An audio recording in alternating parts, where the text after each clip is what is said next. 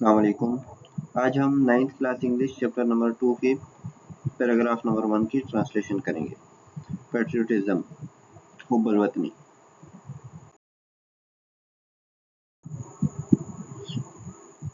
Patriotism means to love for the motherland or devotion to one's country. A patriot loves his country and is willing to sacrifice when the need arises. The word patriot comes from the Latin word patriota, which means countryman. It is considered a commendable quality. Words meaning देखते हैं जी।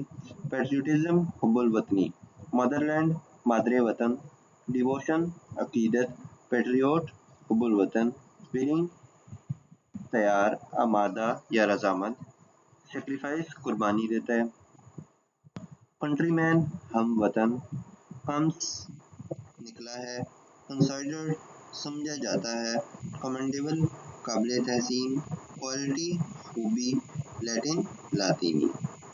अब इसकी translation देखते हैं।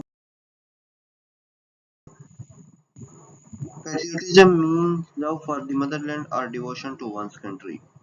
हुब्बुल वतनी का मतलब है मादरे वतन से प्यार या अपने मुल्क से वल्हाना लगाओ।